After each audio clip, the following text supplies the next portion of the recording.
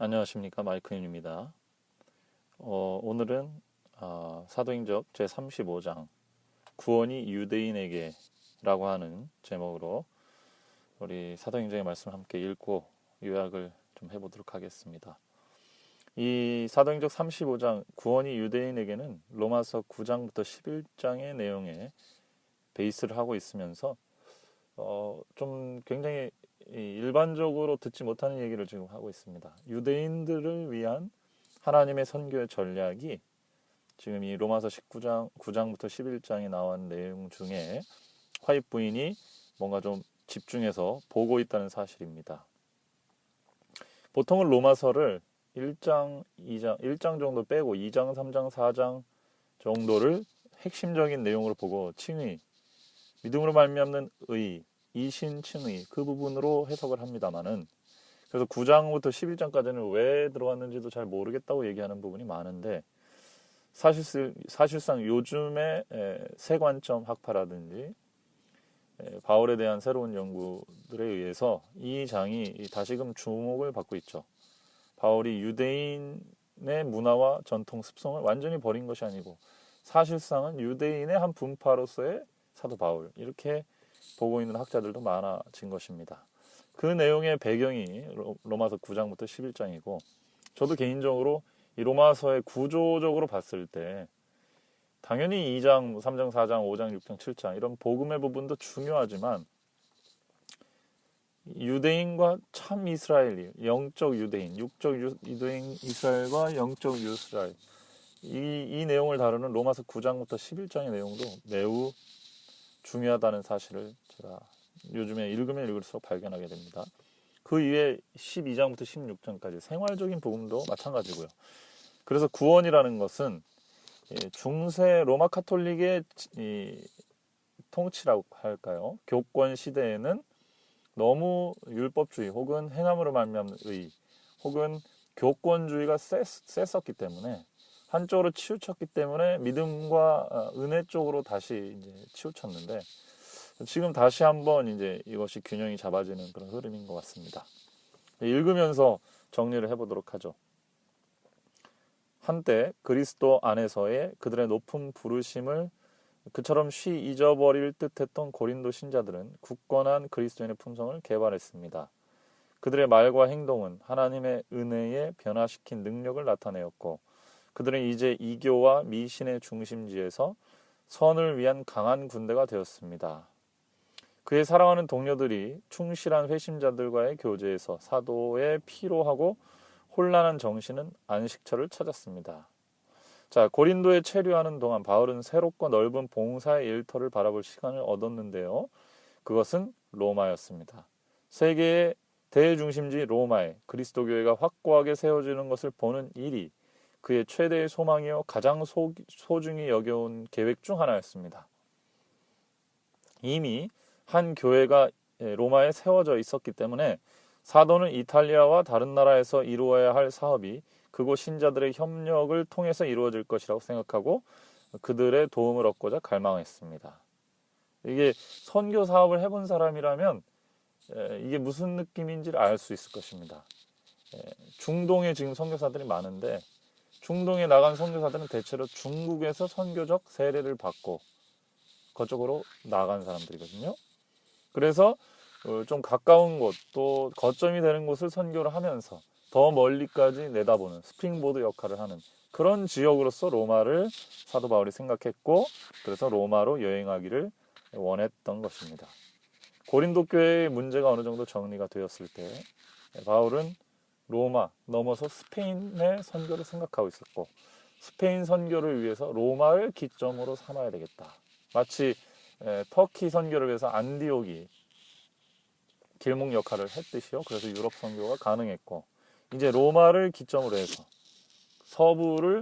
로마 제국의 서부를 전도하면 자신의 인생을 다 하나님께 바치게 되겠다라고 생각했던 게 바울이었고 바울은 이런 꿈을 꾸면서 좀 그동안에 지친 사역에서 쉼을 누렸던 것 같습니다.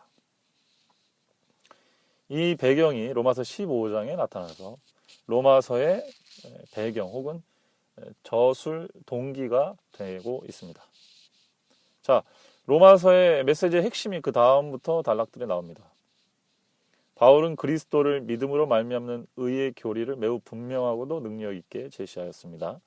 그는 다른 교회들도 로마의 그리스도인들에게 보낸 교훈으로 도움을 받을 수 있기를 바랐으나 그는 그의 말의 원대한 가마를 얼마나 희미하게 내다볼 수밖에 없었습니까?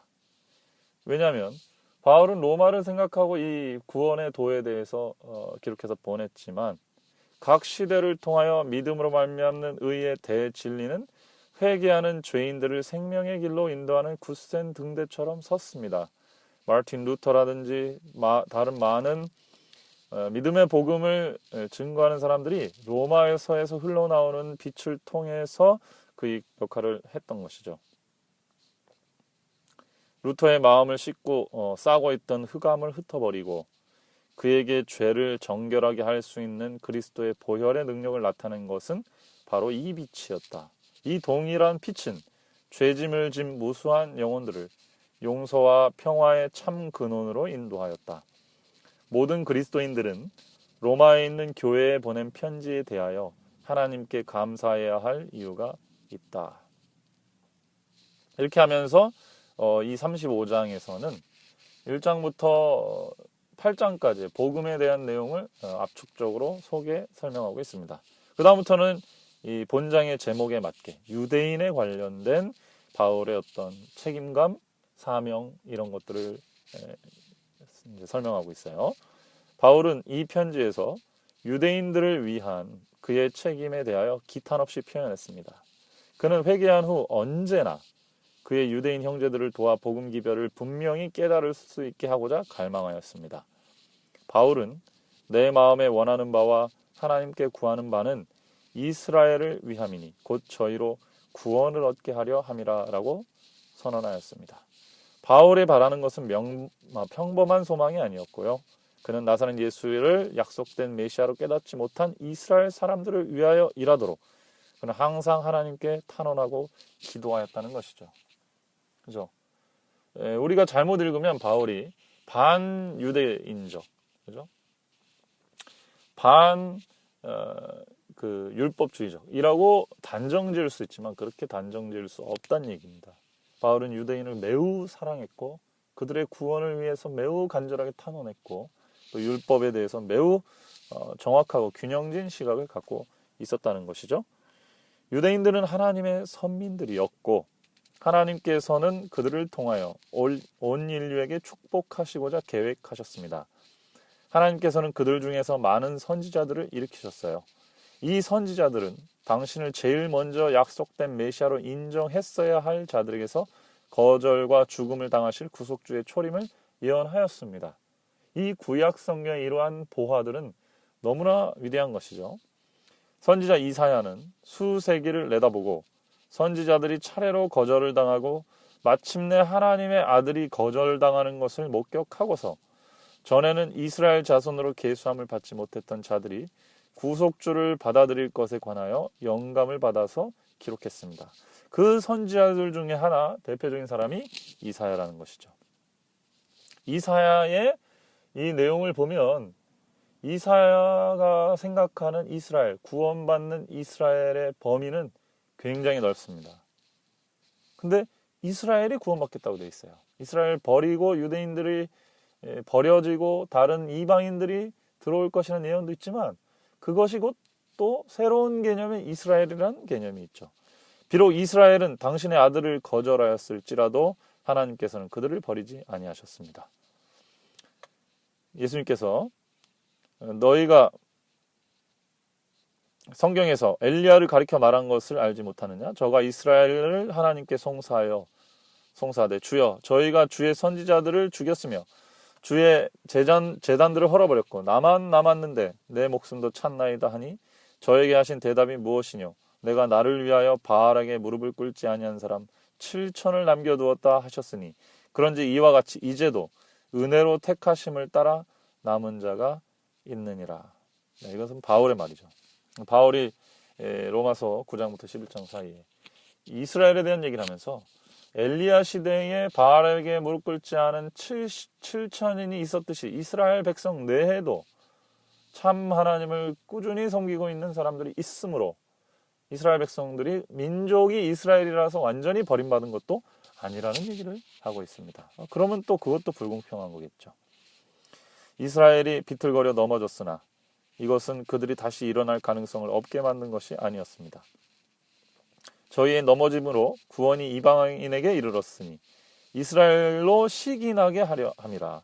저희의 넘어짐이 세상의 부요함이 되며 저희의 실패가 이방인의 부요함이 되거든 하물며 저희의 충만함이리요. 당신의 은혜가 이스라엘 사람 가운데서와 마찬가지로 이방인들 가운데 나타나게 되는 것이 하나님의 목적하신 바였습니다. 한 국민으로서 이스라엘의 실패에도 불구하고 구원을 받을 만한 자들로서 상당히 많은 무리가 그들 중에 남아 있었습니다. 그래서 이 둘을 이스라엘의 실패, 국가적인 실패나 민족적인 선택의 그 종료가 이스라엘 백성 내에서 구원받을 만한 사람이 없다는 것으로 결론지어서는 안 된다는 것이죠. 구주의 초림 때의 침례 요한의 기별을 기쁨으로 받아들여 메시아에 관한 예언들을 새로이 연구하게 된 충실한 남녀들이 있었습니다. 초기 그리스도교 교회가 세워졌을 때에 이 교회는 나사렛 예수를 그들이 그의 강림을 갈망해온 바로 그분으로 인정한 충실한 유대인들로 구성이 돼 있었어요. 그러므로 유대인들이 기독교의 탄생 역할에 매우 중요한 그 기초돌이 된 것이죠. 바울은 이스라엘의 남은 무리를 그 가지에 얼마가 부러진 고상한 감람나무에 비유합니다. 그는 이방인이 원줄기의 접붙임을 받은 돌감람나무의 가지로 비유합니다. 이것이 접붙임의 예화죠. 이 접붙임은 생명관계를 뜻하기도 하고 영적인 생명관계의 흐름이 이제 육적 이스라엘 백성에서 영적 이스라엘로 확장되는데, 영적 이스라엘은 이방인만 선택된 게 아니고 모든 사람들 중에서 믿음으로 나오는 사람들이 영적 이스라엘이 되는 거죠. 구약의 육적 이스라엘도 사실 마찬가지였습니다. 룻기를 보세요. 룻이 무슨 육적 이스라엘 출신입니까? 아니죠. 모압 여인이지만 믿음으로 다윗의 증조 할머니인가요? 계보에 속한 사람이 됩니다. 왕 가문에 들어가요. 아주 메인스트림으로 들어갑니다. 왜요? 어머니 하나님이 내 하나님이 된다는 믿음 때문에. 고로 이제 이방인과 그 유대인들이 갈등이 있는 이 시절에 바울은 정확한 이해를 가지고 하나님께서 이스라엘이라고 해서 유대인이라고 해서 무조건 버리신 것이 아니요. 그들 중에도 남은 무리가 있고 오히려 그들이 어떤 면에서는 가지가 부러진 원래의 고상한 감람나무라고도 말할 수 있다는 거죠. 그 위에 이방인들, 믿음의 자손들이 이제 접붙임이 된다. 이렇게 설명하고 있습니다. 이스라엘은 자신들에 대한 하늘의 목적을 불신하고 거절하였으므로 한 민족으로서의 그들과 하나님과의 관계를 상실하였습니다. 그러나 하나님께서는 원줄기에서 떨어진 가지들을 이스라엘의 참줄기 곧 저희 조상의 하나님께 충성을 유지한 남은 무리와 다시 연합할 수 있게 하셨습니다. 그래서 이방인의 원만한 수, 충만한 수가 들어오기까지 이스라엘의 덜어는 완악하게 된 것이라고 하는 이 바울의 설명을 하나님께서 이루신 거죠. 바울은 이 하나님의 복음의 플랜에 대해서 점점 더 원만한 이해에 이르게 된 것입니다.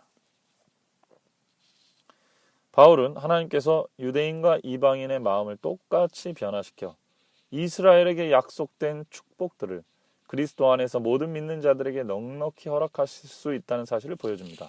왜냐하면 율법을 전혀 알지도 못하고 하나님을 알지도 못하는 사람들이 그리스도의 복음을 받아들이고서는 하나님을 마음으로 양심으로 참으로 섬기는 사람들이 됐어요. 그게 하나님의 능력이요 하나님의 의요 믿음으로 말미암는 의의 내용입니다. 이 대상이 유대인이라는 정체성을 가졌다고 해서 이러한 복음의 능력이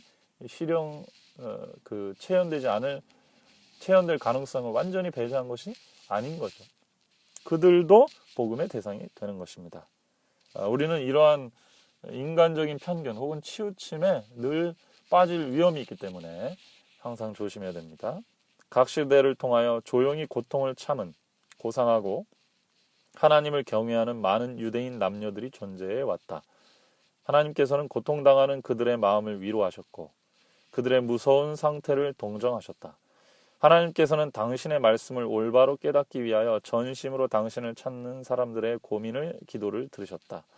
어떤 이들은 저희 조상들이 거절하여 십자가에 못 박은 비천한 나사렛 사람에게서 이스라엘의 참 메시아를 찾게 되었다.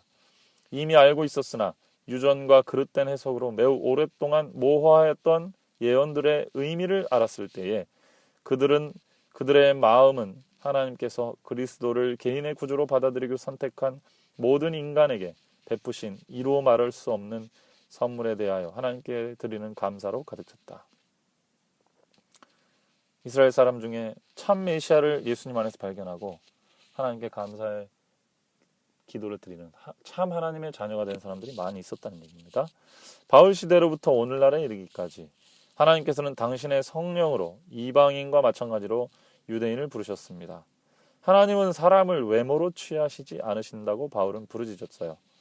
사도는 자신을 유대인에게처럼 헬라인에게나 야만인에게 빚진 자라고 생각하였습니다. 그러나 그는 다른 사람들보다 유대인들이 소유한 결정적인 이점을 결코 무시하지 아니하였으니 이는 저희가 첫째로 하나님의 말씀을 맡았었다는 것이죠. 하나님의 말씀의 보관자들이요 전달자들이었기 때문에 그 역할을 감당한 것에 대한 하나님의 특별한 축복은 있다는 것입니다. 그 부분에 대해서 우리가 유대인들에 대해서 인정해야 된다는 거예요. 이게 화이트인의 아주 독특한 시각입니다. 이 복음이 유대인들에게 충분히 제시될 때에 많은 사람들이 그리스도를 메시아로 영접할 것이다. 여기서부터 화이트 부인이 유대인들에 대한 선교의 필요성 혹은 당위성과 어떤 비전 이런 것들을 설명합니다.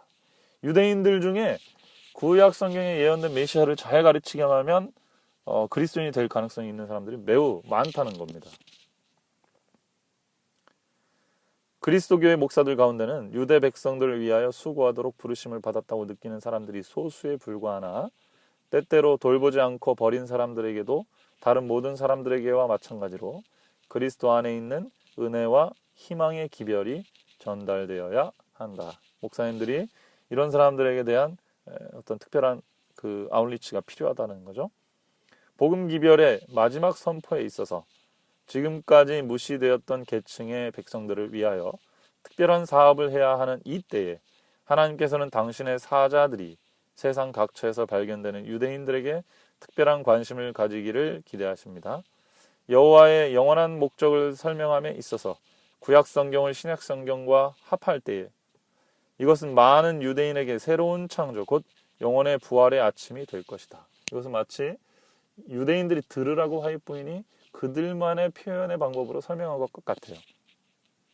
구약신약과 신약성경을 여호와의 목적을 위해서 합칠 때 그들에게 새로운 창조가 일어날 것이다. 그들이 복음시대의 그리스도가 구약성경의 여러 페이지에 묘사된 것을 보고 신약성경이 얼마나 분명하게 구약성경을 설명하였는지를 깨달을 때에 그들의 잠자던 기능은 일깨움을 받고 그들은 그리스도를 세계의 구주로 인정할 것이다. 이 신구약의 조화를 볼 때에 유대인들에게 생명의 빛이 일어날 것이다. 그들은 구약 성경을 정말 중시하는 그런 특권, 그런 사명을 받았던 민족이기 때문에 그것의 유익은 이루 말할 수 없이 크다라는 것을 설명하는 것이죠. 유대인들 중에는 다소 사람 사울처럼 성경에 능한 사람들이 있고 이들은 경이로운 능력을 가지고 하나님의 율법의 불변성을 선포할 것이다. 여기서는 화이트 부인은 사도 바울의 회심 전의 상태, 그가 유대인이었고 성경에 특심한 사람이었지만 너무나도 구원에 잘 반응할 수 있는 그런 사람이었다는 사실을 다시 한번 환기시켜줍니다. 바울같이 큰 선교인이 될 성경에 박식하고 구약의 문헌에 해박한 이러한 인물들이 우리 주변에도 있을 수 있는 것이죠. 그런 사람들을 전도해야 된다, 이런 얘기입니다. 이스라엘의 하나님께서는 오늘날에도 그 일이 이루어지게 하실 것이다.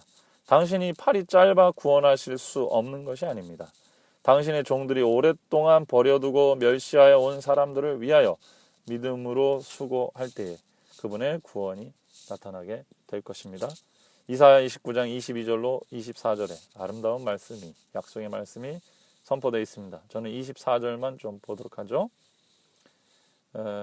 그 자손은 나의 손으로 그 가운데서 행한 것을 볼 때에 내 이름을 거룩하다 하며 야곱의 거룩한 자를 거룩하다 하며 이스라엘의 하나님을 경외할 것이며 마음이 혼미하던 자도 총명하게 되며 원망하던 자도 교훈을 받으리라 하셨느니라.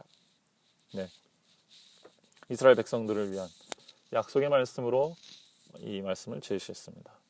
하나님의 백성들이 또 그렇지 않은 사람들일지라도 하나님의 하신 일을 제대로 볼 때에 그들이 마음이 혼란하고 또 마음이 혼란해서 원망이 되고 이런 복잡한 감정이 들었던 것을 뛰어넘어서 하나님의 지혜를 얻게 될 것이라는 것, 유대인들 중에 그런 일이 일어날 것이라는 것이 우리의 비전이 되겠습니다. 함께 기도합시다.